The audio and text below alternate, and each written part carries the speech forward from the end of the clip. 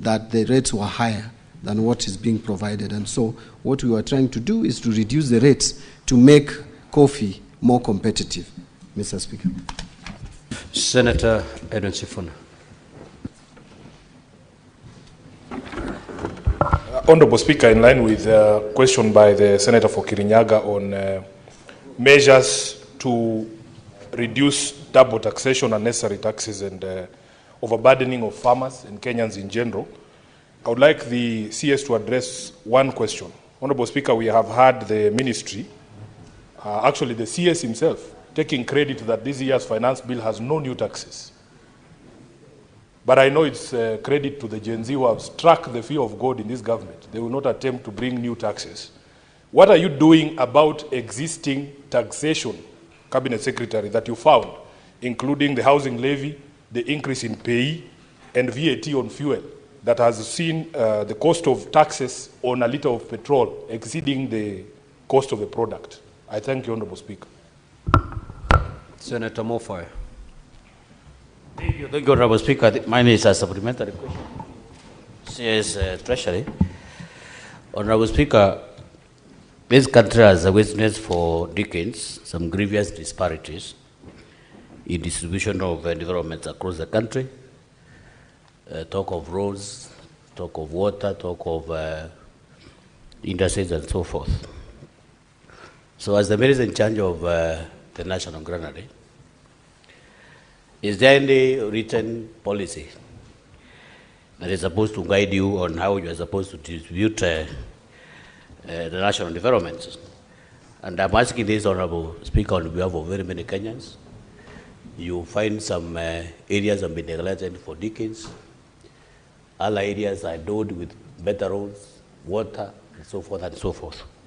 Is there any existing policy, for that matter, that a Kenyan can quote maybe from Tharaka or from Northeastern or from any other part of this country where there are no such kind of developments? What is it, what criteria do you use to determine where you are supposed to put up roads, where you are supposed to put up water, and so forth and so forth? Is there any existing policy for that matter? Thank you, Honorable Speaker. Honorable CS, you may, if in a position to respond to that question, you may, because it is not related to the primary question. The Senate Majority Leader. Mr. Speaker, I have a question to the Cabinet Secretary in regards to his response on page 6. Unfortunately, Minister, I'll have to tell you that none of these items that you have listed was done to the tea farmers. This is a topic very close to my heart, and therefore I know every single intervention that is done. In the fiscal year that you're referring to, 2023-2024, you have quoted in your response, Mr. Minister, that there was provision of processing equipments to tea cooperatives. It is now in this financial year that there's an attempt to put 3.5 billion shillings to support aging tea factories. And even that, I'm not sure whether the National Assembly Budget Committee will maintain it. So I'll have the Minister check with his records and the people in the ministry whether any of this has been done, because to the best of my knowledge, there is no tea cooperative that was supported with this. With regards to establishment of this, what is calling Tea Value Addition Hub, construction is yet to begin of the common user facility that the government promised tea farmers in the country. And therefore, it will be important for the minister to let us know when construction of this common user facility will commence. There was a promise of 1 billion shillings to KTDA through its subsidiary Ketepa that this was going to be set up in Kericho. I do not know to this date, Mr. Speaker, when that facility will be available for farmers. The same can be said, Mr. Speaker, about Part C of his question, because it needs to be quantifiable. If the minister had given us the specific figure of how much that export market development the government committed to, we'd appreciate, because it is one of the interventions that we seriously need. Lastly, Speaker, just a comment to the minister, because, you know, we are representatives of people, and when there's an opportunity, I appreciate that transportation of tea to factories is VAT exempted. I do not understand, Mr. Minister, why in every finance bill, last year it had to be removed, and even in this year's proposal, transportation of sugarcane to factories is subject to VAT. I don't know why at Treasury they want to treat tea farmers and sugarcane farmers separately, yet they are all citizens of this republic. So while I appreciate what is done for tea farmers, I'd wish that the Treasury does the same for sugarcane farmers as well. I thank you, Mr. Speaker. Honorable CS, you have 3 minutes to respond. Thank you, Mr. Speaker. I'll try to be fast. Yes, it is true that we have not made major changes in taxes that would disadvantage the taxpayer or individual taxpayers in terms of reducing their disposable income. And this was a commitment. Yes, I know Senator Sifuna is attributing it exclusively to Gen Z. Partly true, partly not true. Honorable Senator Sifuna very well knows my stand on taxes. Even before I joined the cabinet or the executive, I am one person who does not believe that higher taxes would lead to more revenue or higher tax rates. And that is my stand. I've spoken about it. Maybe we share that idea with Gen Zs, but so it cannot be exclusively the Gen Z's ideas. And I think the government is also sold into the idea that now, where we have reached, we cannot go further to reduce disposable income. On housing levy, I think there is a discussion around seeing how to restructure it, because again, it has serious benefits, in my view. Quite a number of projects are coming up, but at the same time, the individual employees, those with pay slips, have complaints, which you cannot ignore. So a lot of restructuring is going on, and I am sure that more pronouncements will come in due course. On the issue of payee, again, also we are looking, actually this financial year, when we were preparing the finance bill, we even did some simulation on how to reduce the pay as you earn. But what stopped us from implementing it with this finance bill, and I think we are going to consider it in the next finance bill, alongside the reduction of corporation tax or corporate tax from 30% to 28%, we considered reducing to 28%, was the failure by KRA to meet its revenue targets. And so we thought that as we carry along with the reforms at the KRA, we should not be doing too many things at the same time. First, let us see what the reforms at KRA, in terms of automation and in terms of making it efficient, is yielding to us. Then we can now move to the next step of reducing the tax rates to increase disposable income. But it is an idea that I support, Senator Sifuna. And that also goes to the heart of fuel levy or road maintenance levy. On distribution of development across the country, yes, Senator, it is true, Mr. Speaker, that over the years since independence, that we have not been very fair and objective as a country in terms of distributing or budgetary allocations to regions. And this is what has brought the tension that we have in the country, where people believe that for you to get development, then your people should be the ones in power. And I think devolution was meant to cure this, but it's still at the same time, still it has not been fully cured. We are trying, and it is not something that you are going to do in a day, to try as much as possible to be equitable in the distribution of resources. And I think the budget that we have produced addresses it to some extent. It has not fixed it, but addresses it. Take, for example, and I've given this example, that since independence, the children in Tana River have been eaten by crocodiles as they crossed River Tana going to school. For bridges, one bridge costing just 100 million, yet you find many of us have tarmac roads up to our homes. It is not fair. So many of us have tarmac roads up to our homes. So many of us have piped water in their houses, even in rural areas. Yet Tana River, those children, for just 100 million, have been eaten by crocodile. That is, we cannot live in such a country of iniquity. So, inequitable resource distribution. Remember, for the first time, I want to say here, AJAABU constituency, for example, is going to see 30 seconds more. the first tarmac road. And I can go on and on.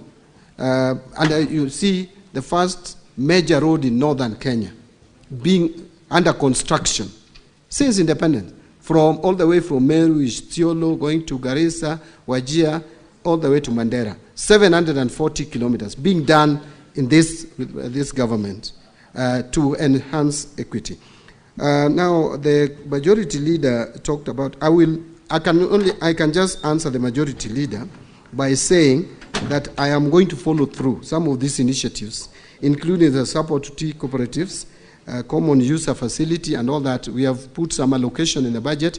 I hope they will not be taken away by the National Assembly. And then I will make sure that the monies are released or the exchequer is released to support the tea sector. Thank you very much.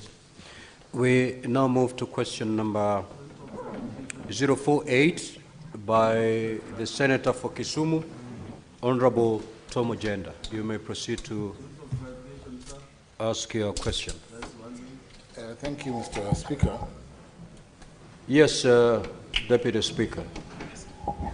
Honorable Speaker, I'm very much aware that you are constrained by time, but you know, Mr. Speaker, when members are asking questions not related to the subject matter, as we come from areas that you know the best in the world, and under question to the CS, but when now we start digressing and we don't ask the prime questions, Mr. Speaker, then some of us will be lost. So, Mr. Speaker, can you give me a latitude just to ask him one question? So that... Honorable Senators, this is not for me to tell you. The standing orders are very clear. On, if you read Standing Order 51C, 7A and B, it's very clear that one, you need to ask one question, and that one question must be related to the primary question. Now, if you take to the floor and give us a speech, time doesn't stop running.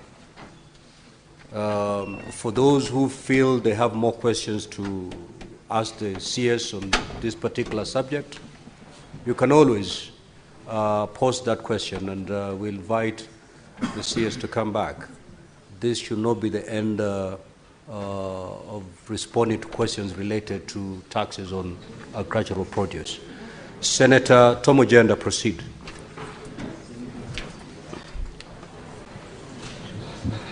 Thank you, Mr. Speaker.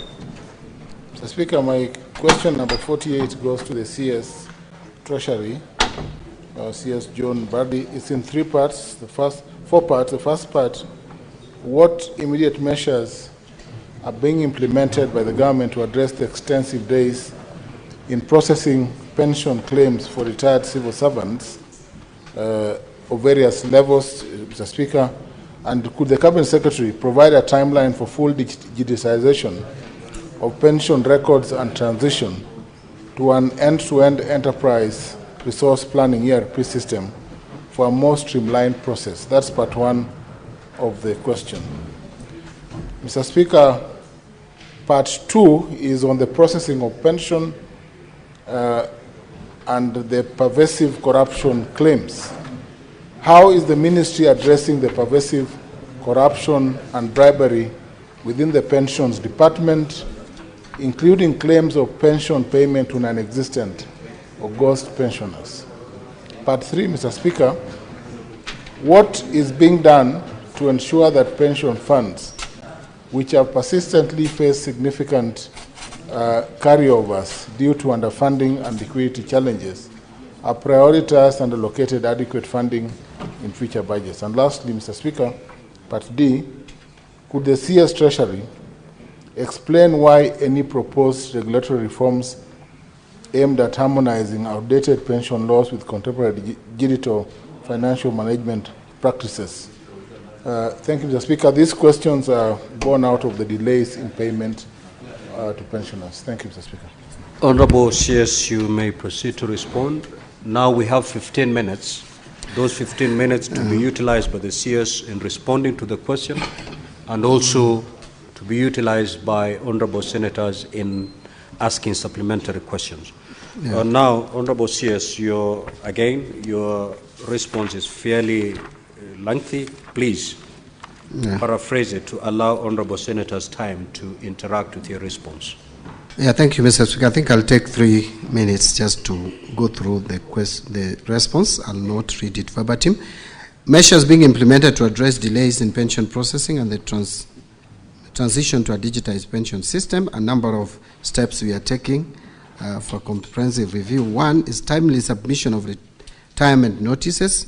Employers are required to notify employees of retirement at least 1 year in advance and to submit pension claims to the pension department 9 months before the official retirement age. Number 2, verification and documentation. Pension payments are contingent on complete and accurate documentation from retirees and employers. Incomplete submission, disputes, or litigation. Number 3 is processing at the pension department. Once a complete pension claim is received, the department processes it within 90 days, as stipulated in the National Treasury Citizens Service Delivery Charter. Then we have exchequer releases, which is also another challenge. Payment of pension gratuities depends on the availability of funds, which is influenced by national revenue inflows. So to improve efficiency, these are the measures that we have taken. 1 is deployment of pension officers to key MDS. So we have made sure that key MDS, like TSC and others, have pension officers. The National Treasury has deployed 18 pension officers to the Teacher Service Commission, for example, to expedite the verification and submission of the pension claims. Number 2, strict enforcement of early submission policies. MDAs are mandated to submit pension claims 9 months before an officer's retirement date. Number 3, system enhancements and technical support. That is, pensions management information system is undergoing significant upgrades to reduce manual interventions and improve efficiency, and also enhance data security. Review of the pension legal framework is also being undertaken to align with emerging needs and improve the sustainability and efficiency